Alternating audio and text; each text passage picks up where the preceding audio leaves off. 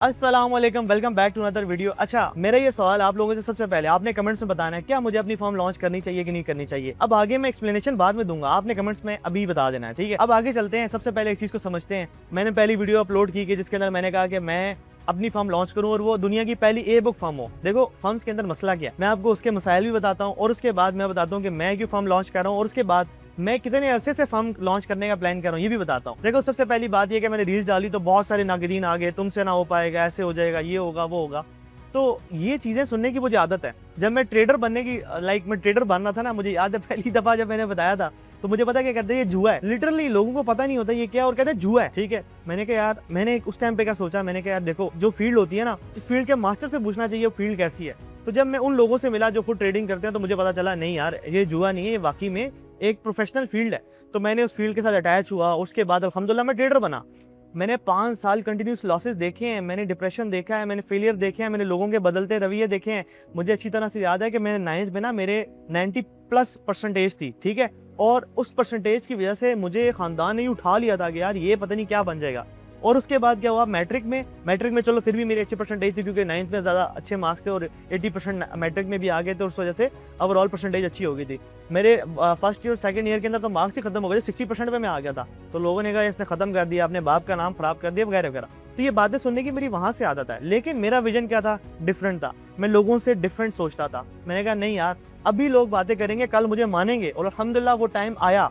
उसके बाद मुझे अच्छी तरह से एक और बात मजे की, सेंसोडाइन में मैं जॉब करता था ना, तो जिस जगह पे हमारा स्टॉल होता था ऐसी रोड होते थे, रोड के ऊपर मैंने ना वो एक उनकी वो क्या कहते हैं पता नहीं, इतना सा वो पहना होता था, जो भी था खैर, तो वो मैं पिक्चर साथ अटैच कर दूंगा। वो पहन के हम खड़े होते थे और सही गंदे किस्म की धूप होती थी। तो मैं वहाँ पे एक ही सोचता था कि यार आज यहाँ पे मैं खड़ा हूँ, कल इस जगह पे मैं रूल करूँगा। अल्लाह की कसम वो एटीट्यूड था मेरा, वो मेरी ईगो थी। और उसके बाद क्या हुआ कि वहीं पे मैं ऑडी अपनी e-tron GT लेने गया, ठीक है।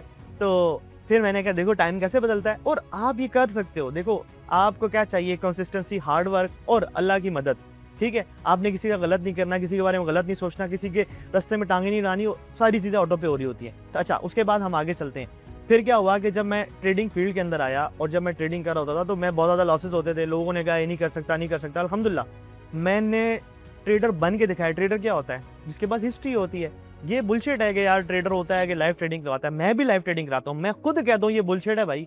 मैं लाइव ट्रेड कितनी करवाऊँ, मैं मिसाल के तौर पे पिछले 3 हफ्ते से तक या 2 हफ्ते से लाइव ट्रेड करा रहा हूँ। अल्हम्दुलिल्लाह हमारा 95% विन रेट चल रहा है। कुछ भी ऐसा नहीं होता, ठीक है। ट्रेडर वो होता है जिसके पास हिस्ट्री हो। मैं मानता हूँ मार्केटिंग अकाउंट्स होते हैं, सारी चीज़ें एग्जिस्ट करती हैं, लेकिन मेरे पास 6 महीने की, 8 महीने की, 10 महीने की, 12 महीने की, 16 महीने की हिस्ट्री पड़ी है। खुदा की कसम जेन्युइन हिस्ट्री है। और मैंने ये रील के अंदर ही बताया कि झूठे पे खुदा की लानत, इससे बड़ी कोई बात नहीं हो सकती भाई।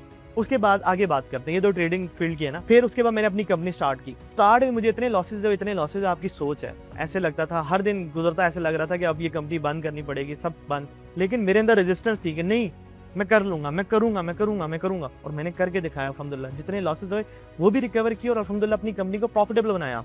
और आज मेरी कंपनी के अंदर ऐसे लड़के हैं जो 8-8 लाख रुपए, 6-6 लाख रुपए माशाल्लाह से महीने का कमाते हैं। और मुझे किसी को सबूत देने की जरूरत नहीं है, उनकी सक्सेस खुद बोलती है भाई। और वो खुद लोगों को बताते हैं। भाई बात यह है कि हमें किसी को प्रूफ करने के लिए नहीं बैठा।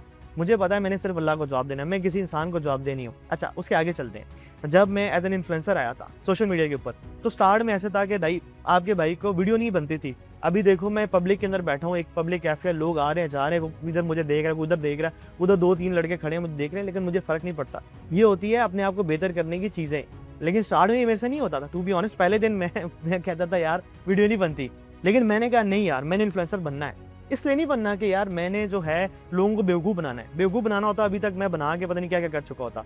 तो मैंने हमेशा से सोचा लॉन्ग टर्म अप्रोच। स्टार्ट में बेशक लॉस हो, लेकिन लॉन्ग टर्म में आप प्रॉफिटेबल होते हो। तो जितनी भी बड़ी कंपनीज होती हैं स्टार्ट में उन्होंने लॉस बर्दाश्त किए होते हैं, लेकिन लॉन्ग टर्म में प्रॉफिटेबल होती हैं। तो मैंने 2 चीज़ों को पैरेलल चलाया। अल्हम्दुलिल्लाह मैंने बहुत सारे पैसे वेस्ट किए, इसमें मानता हूँ, लेकिन मैंने वो चीज़ें सीखी, वो चीज़ें जो काम करती हैं, और मैं 3 जगहों से सक्सेसफुल हुआ। चौथी जगह आप कह सकते हैं कि यार जितने मामलात होते हैं वो सारी चीज़, वो एक अलग चीज़ है, वो एक अलग दुनिया आ जाती है। लेकिन पैसों के फाइनेंशियल पर्सपेक्टिव से ये 3 चीज़ें हैं जिसके अंदर अल्हम्दुलिल्लाह मैं सक्सेसफुल हुआ। अच्छा, सबसे मेन चीज़ ये है, देखो बिजनेस के अंदर मुझे गाइड करने वाला कोई नहीं था, टू बी ऑनेस्ट, ठीक है।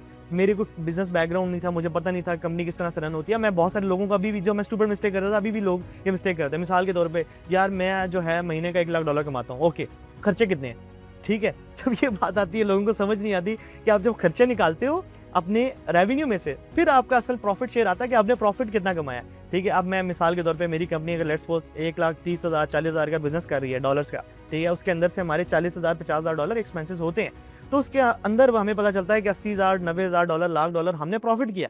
इसके अंदर डिफरेंट चीज़ें होती हैं, तो ये आप प्रॉफिट निकालते हो। हाँ, किसी मंथ वो 30,000 डॉलर पे भी आता है, किसी मंथ 20,000 पे भी आता है, लेकिन हर मंथ स्टेबल नहीं रहता। ये देखिए, ये बिजनेस की अपने सीन होते हैं। किसी मंथ आपका बिजनेस बहुत अच्छा होता है, किसी मंथ कम होता है, लेकिन हमें इसका जीना होता है। हम क्या होता है कि हमारे ना जहनों में एक चीज़ होती है। मिसाल के तौर पे मेरे से ये सवाल जब हुआ था ना, ब्लॉग के अंदर भी मैंने बात की थी कि जब भी पहला साल होता है मेरे पास ये वाली नॉलेज हो, मैं 2016 में चला जाऊँ, तो मैं क्या करता, मैं पहले साल में अपना टारगेट छोटा रखता। जब बड़े टारगेट्स होते हैं ना, इतनी बड़ी एंजाइटी भी होती है, हम क्या होता है जल्दी में सब कुछ अचीव कर लें। मिसाल के तौर पे मुझे एक वो एथेंस और सिसले की स्टोरी याद आती है। एथेंस का एक वो पॉलिटिशियन आया था, वो लोगों को बेवकूफ़ बना गया। वो कहता है हम सिसले के ऊपर अटैक करेंगे।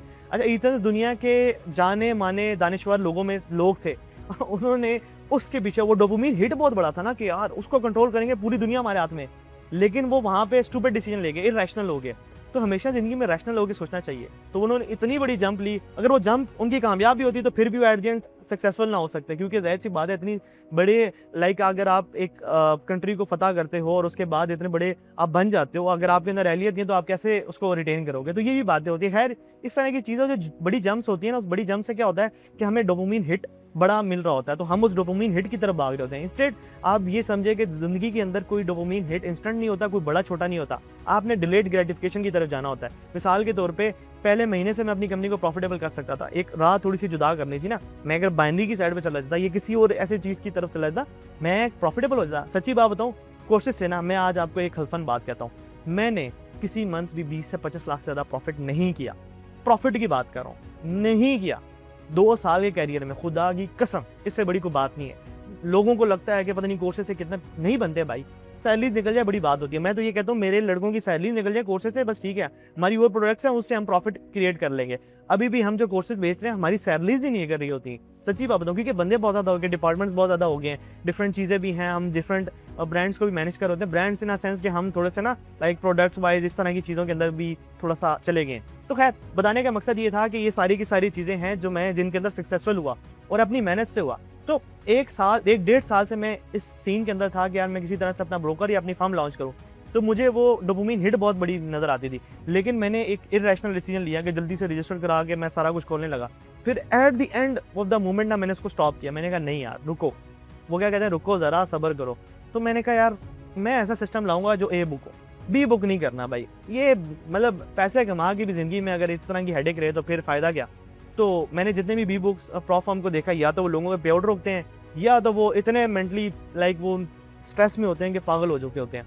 तो इसलिए मैंने क्या किया, मैंने ये सारी चीज़ें सोची, मैंने अपनी रिसर्च लगाई, फिर मैंने जाके सिस्टम बनाया, ये मॉड्यूल बनाया, जो कि अभी कुछ दिनों के अंदर लॉन्च करूँगा मैं। लाइक थोड़ा सा टाइम लगेगा, और जब लॉन्च होगा जो बंदा भी उसको देखेगा ना तो उसको समझ आ जाएगी। कोई बंदा ये नहीं कह सकता ये बी बुक है। देखो, ए बुक और बी बुक में फ़र्क क्या है। जो प्रॉफॉर्म का मॉड्यूल है ना, वो फेल की होता है। वो फेल इसलिए होता है कि वो सारा का सारा फीसेस के ऊपर चल रहा होता है। अब फीसेस के अंदर क्यों गलत है, देखो स्टार्ट जब हुआ था ना प्रॉफॉर्म का 2020, 21, 22, जब 21 के अंदर 20 के अंदर मैं ट्रेडिंग कर रहा होता था प्रॉफॉर्म्स के अंदर, उसके अंदर बड़े बड़े पे आउट्स मिलते थे। अब बड़े पे आउट्स नहीं मिलते। अब भूल जाएं कि कुछ $40,000 कोई फॉर्म देगी, $20,000 देगी, कुछ $10,000 देगी, लेकिन मेरी फर्म देगी और खुदा की कसम देगी, क्योंकि ए बुक है। मैं बताता हूँ बी बुक के अंदर मसला क्या होता है। जब आप फीसेस से चल रहे होते हैं ना, तो ये फीस आई, आपके पास एक पैसा इकट्ठा हुआ, ये आपने पैसा रखा टेबल पे, अब ट्रेडर्स आए, इन्हीं में से आपने उनको रिवॉर्ड डिस्ट्रीब्यूट करना है। अब ट्रेडर्स का प्रॉफिट ज़्यादा बन गया तो आप गए, आपकी फर्म बढ़ गई, फिर आपको क्या करना पड़ेगा, आपको लोगों की फीसेस या आप लोगों के पे आउट्स रोकने पड़ेंगे। लोगों की फीसेस आपने अपनी प्रॉफिटेबिलिटी देने की देखनी है ना। ज़ाहिर सी बात है, आप सोचोगे यार मैं कंपनी खोल के बैठा हूँ, मैं एड चला रहा हूँ, मैं मार्केटिंग कर रहा हूँ, मैं इन्फ्लुएंसर को पैसा दे रहा हूँ, और at the end of the day मैं प्रॉफिट में नहीं हूँ, मैं क्या करूँ। तो फिर क्या करोगे, लोगों का हक मारोगे। ठीक है, ये चीज़ मैं नहीं करना चाहता था। मैं अल्लाह की कसम सिर्फ एक इस चीज़ के पीछे जाके ना, मैंने अपनी फर्म को, मैंने $1,00,000 अपना नुकसान करवाया। खुदा की कसम, मैं कसम उठा के ये बात कह सकता हूँ, हल्फन बात कहता हूँ कि मैंने अपनी सारी कंपनीज रजिस्टर कराई, सारा कुछ कराया, इसके पीछे इतने एक्सपेंसेस किए, टूर्स किए, ये सारे। जब मैंने अपना एक पूरी शीट थी ना, मेरे पास $1,00,000 से ज़्यादा पैसे थे जो सिर्फ इस कंपनी की वजह से लॉस हुआ, क्योंकि मैं पूरा मूवमेंट का प्लान बना दिया था कि दुबई के अंदर ऑफिस होगा, ये होगा, सारे सीन, दुबई के अंदर कंपनी रजिस्टर कराई, ये वो सारा कुछ करके $1,00,000 मेरा बढ़ गया सिर्फ इस चक्कर में। और मैं सिर्फ इस चक्कर में नहीं खोल पाया, हालांकि स्कैम करना होता मैं खोल लेता, क्या होता, मैं उस टाइम ट्रेंड भी कर रहा था, मैंने लॉन्च करनी थी, ये पैसे आए, ये लोगों का पे आउट रोके, वकास साहब पैसे अंदर, ठीक है। फिर क्या होता, मैंने अल्लाह को भी जवाब देना है। तो मैं कुछ ऐसा मॉड्यूल बनाना चाहता था जो कि ए बुक हो। अब क्या है, अब मेरे मॉड्यूल के अंदर बड़ा सिंपल है, इन्वेस्टर टू ट्रेडर की कनेक्शन, ठीक है।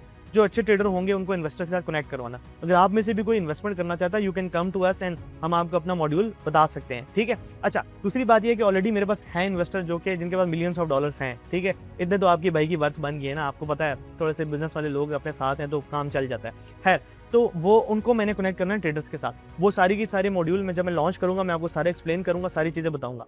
अब आपने एक चीज़ बतानी है, क्या ये फर्म मुझे लॉन्च करनी चाहिए कि नहीं करनी चाहिए।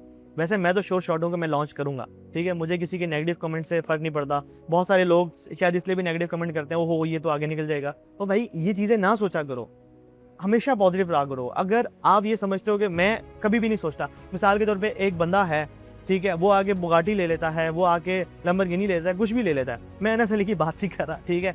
वैसे मेरे से अच्छी सलाम दुआ है, लेकिन बात ये कर रहा हूँ कि कोई कर लेता है तो मुझे उससे फ़र्क नहीं पड़ता। भाई मेरी अपनी ज़िंदगी है, मैं उसके बारे में क्यों बुरा सोचूं। मैंने कभी एनएस अली के साथ पर्सनल नहीं हुआ, मैंने कभी उसको नहीं कहा कि ये बंदा है ऐसा।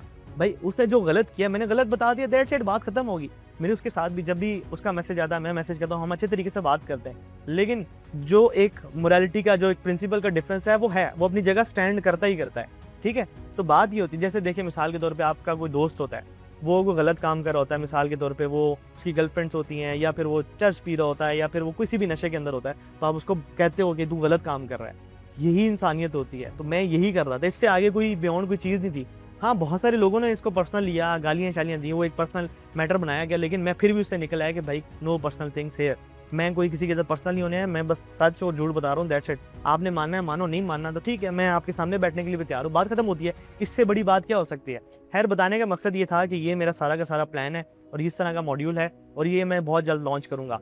और दूसरी बात ये है कि जितने भी नाकिदीन हर किसी के बंदे के होते हैं यार। नाकिदीन ही बेसिकली वो फ्यूल होता है जो इंसान को ऊपर लेके जाते हैं। मैं ये चीज़ समझता हूँ कि आपकी ज़िंदगी में नाकिदीन होना बहुत ज़रूरी है। जब वो होते हैं ना, वो आपको ऊपर लेके जाते हैं और आपको और एनर्जी देते हैं, वो आपको और बेहतरी की तरफ लेके जाते हैं। अब मिसाल के तौर पे मेरे ऊपर कोई भी नेगेटिव वीडियो बनाएगा ना, या बनाता है, तो मैं पता है क्या सोचता हूँ, मैं उसको बेहतर करने की कोशिश करता हूँ।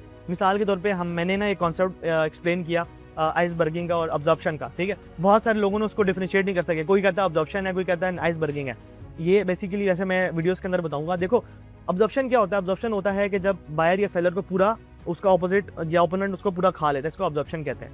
आइसबर्गिंग क्या होती है कि छोटे छोटे ऑर्डर्स के अंदर मार्केट अपने ऑर्डर्स फेंक के अपने ऑर्डर्स की फिल कर रही होती है, उसके अंदर ऑर्डर ब्लॉक की ट्रेड होता है। तो अब्जॉर्प्शन और आइसबर्गिंग साथ भी हो सकता है, ये कहीं नहीं लिखा कि साथ नहीं हो सकता। तो ये बड़ी पेचीदा सी चीज़ें हैं। देखो, एक्सपीरियंस नहीं होता ना जब हमें स्टार्ट में, जस्ट मिसाल के तौर पे एक बंदा है जिसके पास बहुत सालों का एक्सपीरियंस है, जिसने मार्केट को बहुत देखा है, जिसने सारी चीज़ों को बहुत डीपली जाके स्टडी किया, तो उसके लाइक थिंकिंग और होती है, क्योंकि टेक्स्ट बुक जितने भी चीज़ें होती है ना, ये जो पढ़ाया जाता है वो डिफरेंट होता है। लेकिन मेरा अपना पर्सनल एक्सपीरियंस से बड़ा डिफरेंट है। मैंने चीज़ें सारी सीखी हैं, लेकिन मैंने अपने पर्सनल एक्सपीरियंस के ऊपर ट्रेड करता हूँ। तो मैंने ये चीज़ देखी, आइसबर्गिंग और अब्जॉर्प्शन दोनों सेम टाइम पे भी होती है।